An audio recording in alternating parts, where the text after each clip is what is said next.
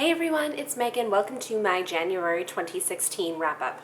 I managed to read 15 books this month, and I shall be talking about them in front of my new, beautiful bookshelves. Don't you love them? They're gorgeous. I really love them. I posted a few pictures of them already on Instagram. If you follow me, you should check those out, but onto the books. The first books I read this year was The Assassin's Curse and the Pirate's Wish by Cassandra Rose Clarke. This is a duology that I love very much, and it is about a pirate girl named Anana who doesn't wish to be put into an arranged marriage. She wants her own boat. And the family of the pirate she was meant to marry sends an assassin to kill her, and then he finds that he cannot kill her for one reason or another, and they're sort of thrown together, and in order to separate themselves from each other they have to go through a series of quests, and it's just a lot of twists and turns. I love the style of writing. I love these books so much. The covers are pretty, and they were just as good, if not better, the second time around. I give them both 5 out of 5 stars. The next book I completed was also a reread for me, and it is Relish, My Life in the Kitchen by Lucy Knisley. This is a graphic memoir type deal about the author's relationship with food as it has gone through her life. Her mom is a really amazing cook, and so as such she has grown up surrounded by food, and she just tells her story with it and includes recipes in between chapters. So again, I really loved it the second time around, and I gave it again 5 stars. The next book I completed is The Twits by Roald Dahl. This book I completed on audiobook, and it's really, really short. So the audiobook was like, I think, 50 minutes long, and it tells the story of this old, very hag-ish couple that hate each other and play nasty, nasty tricks on each other. This was okay. Definitely not my favorite Roald Dahl book, and I felt it could have been longer, but I still thought it was entertaining and funny and gave it a 3 out of 5 stars. And the next book I completed was Live or Die by Anne Sexton. This is a collection of poems that came out in around 1967, I think, but the poems go back like before that. And so it's a collection, and the theme is live or die, and I have to say I really didn't enjoy this as much as I thought I would. I've heard about Anne Sexton before, and I became intrigued with her work. I might read one of her novels or something, but I just didn't really click with the poetry that much. There were a few poems that I liked, but not a whole lot, and I gave this a 2 out of 5 stars. And the next book that I completed is 10,000 Skies Above You by Claudia Gray. This book I was so anticipating the release of, and it didn't disappoint. It's pretty chunky too, so it was great. It took me a little while to get through. If you don't know the story, it is about this girl, Marguerite, and her parents have developed this interdimension travel device called the Firebird, and there are people who want the technology.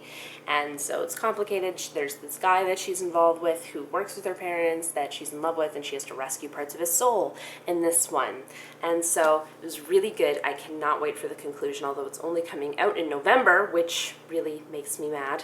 But this was good, really good. I gave this a 4 out of 5 stars. I then completed Where the River Takes Me, the Hudson Bay Company Diary of Jenna Sinclair by Julie Lawson. This is in a part of the Dear Canada Diary series, and it's pretty self-explanatory. I enjoyed this. It was the longest one. I'm pretty sure this is the longest Dear Canada Diary. I'm just really enjoying reading the series, and this one was pretty good. 3 out of 5 stars. I also managed to complete A Trail of Broken Dreams, The Gold Rush Diary of Harriet Palmer by an author named Haworth Attard, and this is based in 1862 and during the gold rush in Canada that was going on. This was pretty short compared to Where the River Takes Me, but I still enjoyed this. I gave it a 4 out of 5 stars. The next couple of books I completed were also rereads for me. They were both graphic memoirs. The first one was Displacement, a travelogue by Lucy Knisley. I decided I wanted to reread most of her stuff this month. I just got a craving for it.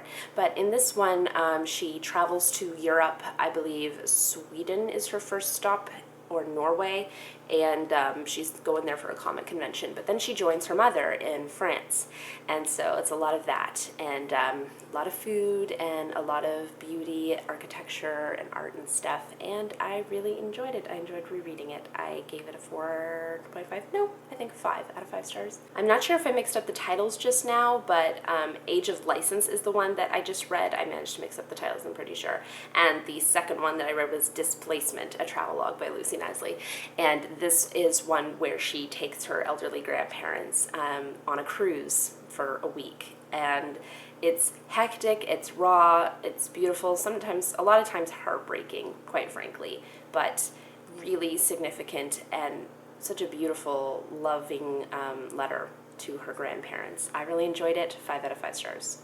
I also completed Little House in the Big Woods by Laura Ingalls Wilder. This was a reread for me. I've read this dozens of times, but I decided that I wanted to read the full and complete Little House series this year since I only got to halfway through The Shores of Silver Lake.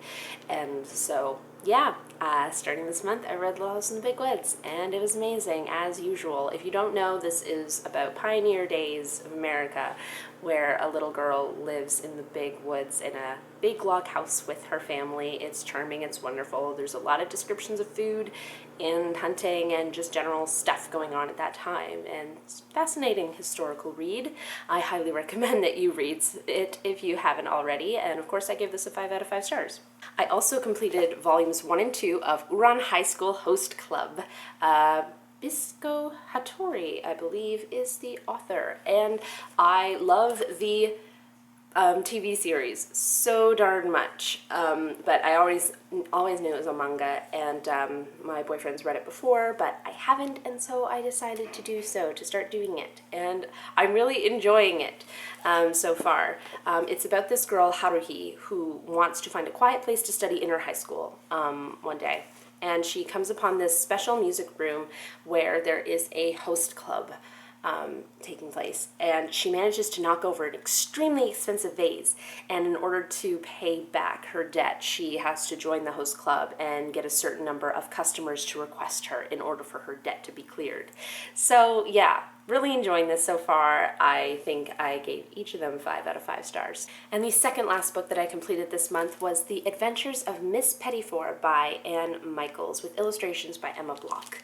This came out last year, and it is just an amazing and charming middle grade novel for first readers, I believe, but it seems a little more advanced than that. But there is a pink ribbon, and this, like, even the end papers alone are just beautiful watercolor gouache type illustrations. There's just beautiful illustrations throughout the book, and it just tells in a series of chapters, or rather short stories, the adventures of Miss Pettifor. She gets her handkerchief there. She has different kinds of handkerchiefs, and she catches the wind, and blows away and takes all of her cats with her. See, they all start here and they continue in the back. She has a lot of cats, like 10 or 15 cats, and it's wonderful. She loves to read and eat pastries, so lovely. Lovely, lovely book. I gave this a 5 out of 5 stars, and I want to own it myself so bad. It's on my Amazon wish list now. And the last book that I managed to complete this month was Baba Yaga's Assistant by Marika Makula. This is wonderful. It has illustrations by Emily Carroll. She did Into the Woods. Just a very interesting color style. She can do very haunting, very scary type drawings. At least they scared me, but she does wonderful color modeling too. But in this story, it's about this girl who is dissatisfied with her home life, and she decides she wants to run away and be an assistant to Baba Yaga. She is a witch who, it is rumored, well, kind of is factual, that she captures and devours children. And so it's an interesting fairy tale type thing set in modern day, but there isn't too much like integration of technology or anything. It could be basically at any other time period. So I thought this was really good, and I love anything that Emily Carroll has ever illustrated, and I will continue to look at her work. But as for now, I gave this book a 4 out of 5 stars. There you have it. Those are the 15 books that I read/reread for the month of January. Comment down below and let me know if you have read any of these books and what books you enjoyed in January.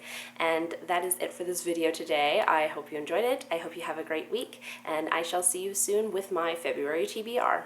Bye everyone!